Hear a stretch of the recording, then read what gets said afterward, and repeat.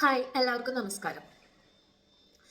ഇന്നലെ എന്നെ ഒരു കസ്റ്റമർ വിളിച്ചിട്ട് അവർ വെയിറ്റ് ലോസ് ചലഞ്ചിൽ നല്ല രീതിയിൽ പാർട്ടിസിപ്പേറ്റ് ചെയ്തിട്ടുണ്ടായിരുന്നു. നല്ല രീതിയിൽ ഡയറ്റൊക്കെ എടുക്കുന്നുണ്ടായിരുന്നു എന്നാണ് എൻ്റെ വിശ്വാസം. അതുപോലെ തന്നെ അപ്പോൾ അവർ നല്ല റിസൾട്ട് പ്രതീക്ഷിച്ചു. പക്ഷെ അവർക്ക് ആ റിസൾട്ടിലേക്ക് എത്താൻ പറ്റില്ല. അതായത് വെയിറ്റ് കുറഞ്ഞില്ല, പക്ഷെ അവരുടെ മെഷർമെന്റ് നല്ല രീതിയിൽ കുറഞ്ഞിട്ടുണ്ട്. അപ്പോൾ വെയിറ്റ് കുറയാത്തത് കൊണ്ട് ആൾ ഭയങ്കര സങ്കടത്തിലായി.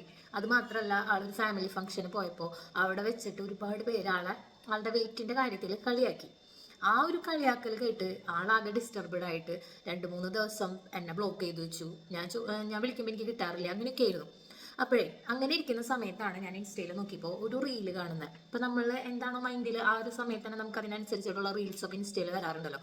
അതായത് ഒരു വലിയൊരു എരുമമാട്, ആ എരുമേനെ ഒരു ഉടുമ്പ് വന്ന് കടിച്ചു. ഉടുമ്പ് വന്ന് കടിച്ചിട്ട് ഉടുമ്പ് അതിൻ്റെ പാട്ടിന് പോയി. എരുമയാണെങ്കിൽ അവിടെ നിന്ന് ഓടിപ്പോയി. പക്ഷേ കുറച്ചങ്ങോട്ട് പോയപ്പോൾ ഈ ഉടുമ്പ് കടിച്ചതിൻ്റെ വിഷം എരുമയുടെ ശരീരം മൊത്തം സ്പ്രെഡ് ചെയ്ത് എരുമ ആ സ്പോട്ടിൽ തന്നെ ചത്തുപോയി. അപ്പോൾ അതിൽ നിന്ന് നമ്മൾ എന്താ മനസ്സിലാക്കേണ്ടത്?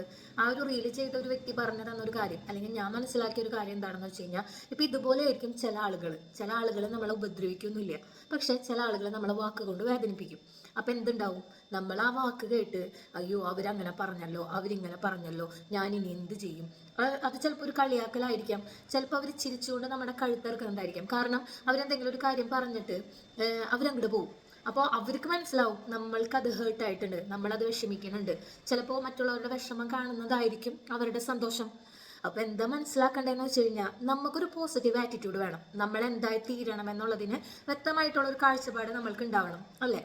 ഇപ്പോൾ നമ്മളൊരു വെയിറ്റ് ലോസ് ചെയ്യുന്ന പ്രോസസ്സിലായാലും അതിന് ഓരോ സിസ്റ്റമാറ്റിക് ആയിട്ടുള്ള കാര്യങ്ങളുണ്ട്. അത് അതിനനുസരിച്ച് തന്നെ വരുള്ളൂ, അല്ലേ? അത് കറക്റ്റായിട്ട് നമ്മളിപ്പോൾ വെയിറ്റ് ലോസ് ചെയ്യുന്ന ആളുകൾക്കറിയാം. അവർ അത്രത്തോളം ഡെഡിക്കേഷനോടും ഇൻവോൾവ്മെൻറ്റോടും ചെയ്താൽ മാത്രമാണ് ഒരു വർക്കൗട്ട് ആയാലും, അല്ലെങ്കിൽ ബോഡി ബിൽഡ് ചെയ്യുന്ന ആളുകളായാലും ഒക്കെ ഹെൽത്തി ആയിട്ടിരിക്കുന്നവരുണ്ടെങ്കിൽ അവർ അത്രത്തോളം ഡെഡിക്കേഷനോട് കൂടിയാണ് കാര്യങ്ങൾ ചെയ്യുന്നത്. അപ്പം നമ്മൾ പോസിറ്റീവായിട്ടിരിക്കുക. മറ്റുള്ളവരെന്തും പറയട്ടെ, മറ്റുള്ളവരെന്തെങ്കിലുമൊക്കെ പറയട്ടെ, നമ്മളെന്തിനാ മറ്റുള്ളവർ പറയുന്നതിനെ കുറിച്ച് ആലോചിച്ചിരുന്ന് വിഷമിക്കണേ?